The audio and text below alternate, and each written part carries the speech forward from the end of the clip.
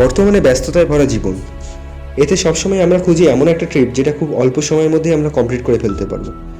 আর যদি তার মধ্যেই থাকে পাহাড়, ঝর্ণা, লেক, জঙ্গল সমস্ত কিছু। তাই আজ তোমাদের কাছে যে ট্রিপটা নিয়ে এসেছি তাতে এই সমস্ত জিনিসই থাকবে। Hello friends, welcome to our channel curious traveller. আর আজকে আমরা চলে এসেছি ধানবাদ ঘুরতে। আমাদের প্রতিবেশী রাজ্য ভারতের কয়লার রাজধানী ঝাড়খণ্ডে রয়েছে অফুরন্ত এক প্রাকৃতিক সৌন্দর্যের খনি, যেখানে খুব কম সময়ে ও কম খরচে করে ফেলা যায় মন ভালো করার মতো ট্যুর। এখানে গাড়ির খরচ, তোমরা কিভাবে আসবে, কি কি দেখবে, সমস্ত ডিটেলস থাকবে আজকের ভিডিওতে। তাহলে ভিডিওটা পুরোটা দেখতে হবে, আর কিউরিয়াস ট্রাভেলারকে অবশ্যই সাবস্ক্রাইব করতে হবে। তাহলে চলো শুরু করা যাক। যদি তোমরা শিয়ালদা থেকে জার্নিটা শুরু করতে চাও, সেক্ষেত্রে ধরে নিতে পারো শিয়ালদা আজমের এক্সপ্রেস রাত 10:55। এই ট্রেনের ভাড়া স্লিপার কোচের 240 টাকা। এছাড়া যদি তোমরা হাওড়া থেকে যেতে চাও, সেক্ষেত্রে রাত্রে তোমরা ধরে নিতে পারো মুম্বাই মেল। আর যদি দিনের দিন যেতে চাও, সেক্ষেত্রে তোমরা সকালবেলা ধরে নিতে পারো রাঁচি শতাব্দী এক্সপ্রেস, যেটা রয়েছে সকাল 6:05। এছাড়া রয়েছে বন্দে ভারত, যেটা রয়েছে 6:45। তবে এক্ষেত্রে ভাড়াটা একটু বেশি। এই ট্রেনের এসির ভাড়া হলো 815 টাকা। এই দুটি ট্রেনই মোটামুটি 9:45-এর মধ্যে ধানবাদ স্টেশনে পৌঁছে যাবে। আর এছাড়া রয়েছে ব্ল্যাক ডায়মন্ড এক্সপ্রেস, যেটা পৌঁছাতে সময় নেবে 11:18। তবে ব্ল্যাক ডায়মন্ড এক্সপ্রেস গেলে একটু ব্যাপারটা রিস্কিই হবে। সেক্ষেত্রে তোমরা সাইট সিন ভালো করে করার কোনো সুযোগ পাবে না। ধানবাদ স্টেশনের বাইরে প্রচুর গাড়ি আর অটো পেয়ে যাবে সাইট সিনের জন্য। ভালোভাবে কথা বলে দরদাম করে বুক করে নিতে হবে। তবে জার্নি স্টার্ট করার আগে ধানবাদ স্টেশনের পাশে দোকানগুলো থেকে ব্রেকফাস্ট করে নিও। ধানবাদ ঘুরতে এসেছো অথচ কয়লার খনি তুমি দেখবে না, তা কী করে হয়? স্টেশনের কাছেই রয়েছে কয়লার খনি। যদিও এটা কোনো ট্যুরিস্ট স্পট নয়, তবে ড্রাইভারকে বলে এক জায়গায় গাড়ি দাঁড় করিয়ে দেখে নিতে পারো। ধানবাদ থেকে সাইট সিনের জন্য যে 4 চাকার গাড়িগুলো, সেগুলো তোমার কাছ থেকে মোটামুটি 4,000 থেকে 5,000 টাকা চাইবে। তবে দরদাম করে তুমি সেটাকে 2,500 থেকে 3,000 টাকার মধ্যে এনে নিতে পারো। আর যদি অটো নিয়ে ঘোরো, সেক্ষেত্রে তোমার খরচা পড়বে 1,700 থেকে 2,000 টাকার মধ্যে। চলো কয়লার খনিটা দেখে নেওয়া যাক।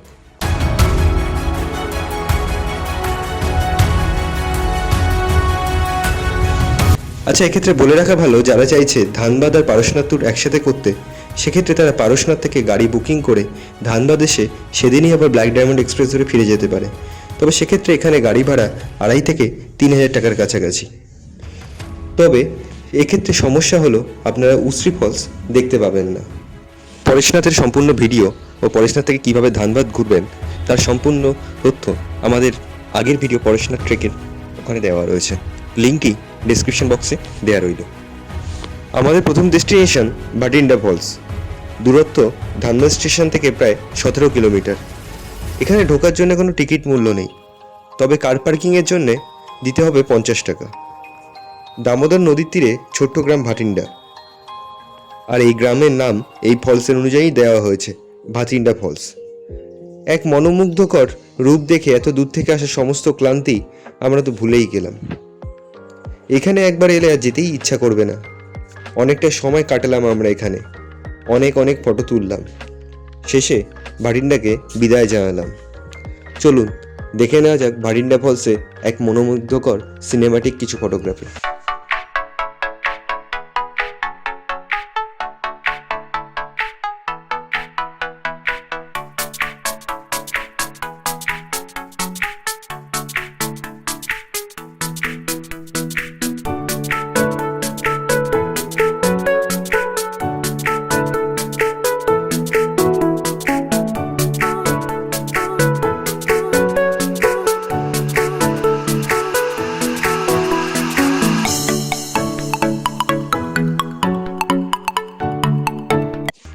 এরপর আমরা ধানবাদ ছেড়ে চললাম গিরিডির দিকে।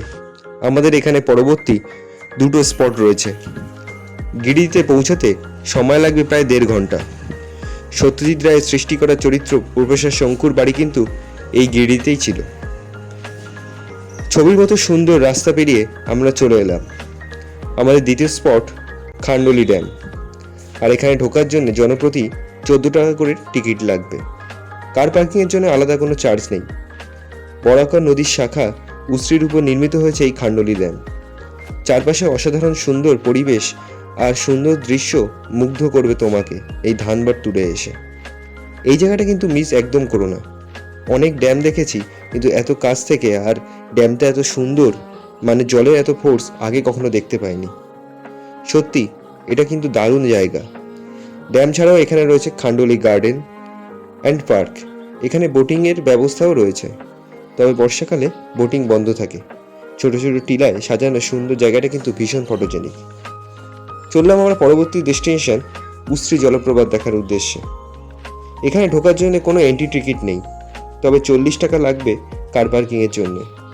উস্ত্রির গর্জন শুনে আর ভয়ঙ্কর সুন্দর রূপ দেখে মনে পড়ে গেল ছোটবেলা সহজপাঠী বইতে পড়া কবিগুরু রবীন্দ্রনাথ ঠাকুরের এক শ্রাবণের বর্ষণ মুখের দিনে উস্ত্রির রূপের বর্ণনার গ্রন্থা। চলুন দেখে নেওয়া যাক উস্ত্রির কিছু সিনেম্যাটিক ভিডিওগ্রাফি।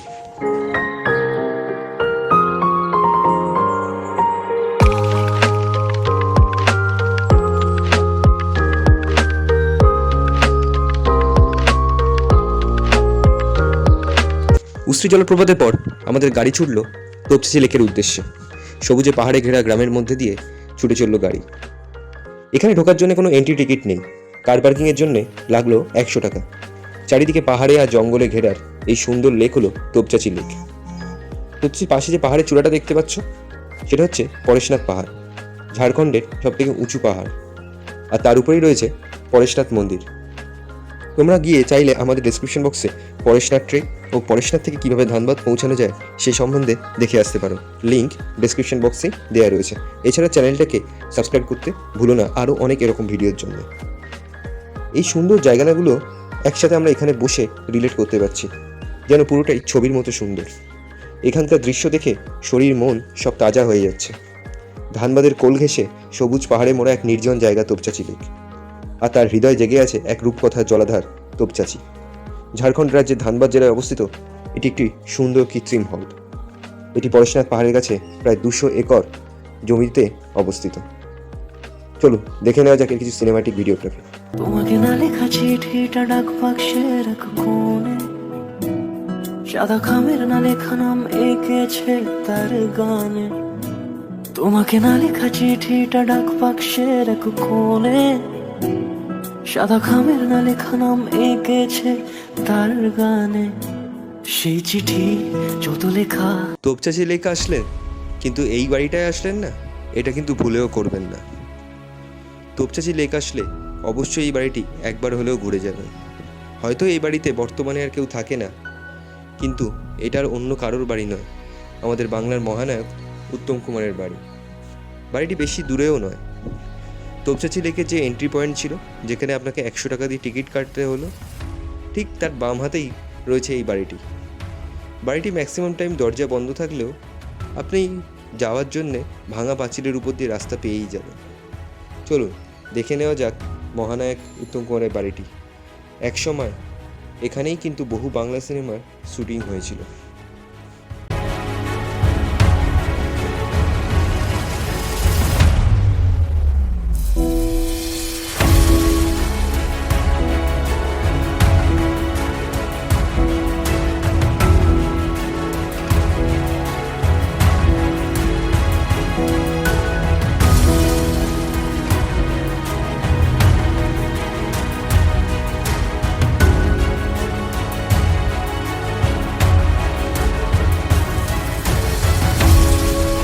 এবার আমরা ছুটে চললাম আমাদের শেষ ডেস্টিনেশন রামরাজ মন্দিরের উদ্দেশ্যে। এটা মেনলি কিন্তু একটা শিব মন্দির। আকাশে বাতাসে দেখুন এক অদ্ভুত ঘন ধোঁয়াটে বাদ। এখন আপাতত বৃষ্টি নেই, তবে আকাশে ভালোই মেঘ রয়েছে। হয়তো আবার যে কোনো সময় বৃষ্টি নামবে। ধানবাদের এক কোণে ধূলি দূষিত শহরের কোলাহল, আর সেখান থেকেই একটু দূরেই অবস্থিত এই 100 বছরের পুরনো রামরাজ মন্দির। এই মন্দিরটি ধানবাদের চিতাহি ধাম তুন্ডু অঞ্চলে অবস্থিত। তবে শতাধিক বছর পুরনো হলেও এই মন্দিরের পুনর্নির্মাণ এবং সৌন্দর্যায়ন হয় 2016-17 সালে, এবং 2019-এ এই মন্দির ভক্তদের জন্য খুলে দেওয়া হয়। এই মন্দিরে রয়েছে রাম, লক্ষ্মণ, ভরত, সীতা, হনুমান, শিব, অন্নপূর্ণা, গণেশ, রাধাকৃষ্ণ এবং বিষ্ণু মন্দির। এই মন্দির প্রতিদিন সকাল 8টায় খোলে এবং দুপুর 1টা পর্যন্ত খোলা থাকে। আবার দুপুর 1টা থেকে 3টে অবধি বন্ধ থাকে। এরপর আবার আপনি মন্দিরের বিগ্রহ দেখতে গেলে আপনাকে আবার আসতে হবে দুপুর 3টে থেকে রাত 8টা পর্যন্ত। এখানে আপনারা চাইলে ফ্যামিলি ফটোশ্যুটও করতে পারেন। ফটো তুলে প্রিন্ট করে দেওয়ার জন্যে ওরা নিচ্ছে 50 টাকা করে। চলুন এক নজরে দেখে নেওয়া যাক আমাদের সর্বশেষ ডেস্টিনেশন রামরাজ মন্দির।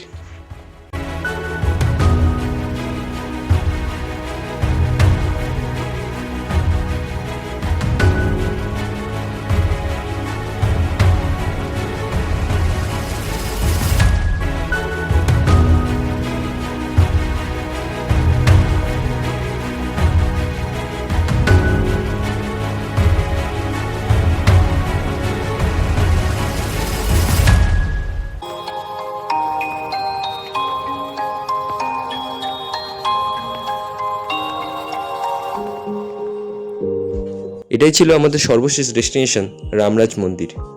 মন্দিরটি দেখা হয়ে গেলে কিছু লাঞ্চ করে নিয়ে বেরিয়ে পড়ুন ধানবাদ স্টেশনের উদ্দেশ্যে। বিকাল 4:20 ব্ল্যাক ডায়মন্ড ধরে ফিরে আসুন হাওড়া স্টেশন, যেটা আপনি পৌঁছে যাবেন রাত 9:30টার মধ্যে। ভিডিওটি ভালো লেগে থাকলে প্রচুর শেয়ার করে সাবস্ক্রাইব করুন আর আমাদেরকে এগিয়ে যেতে আরও সাহায্য করুন। Thank you.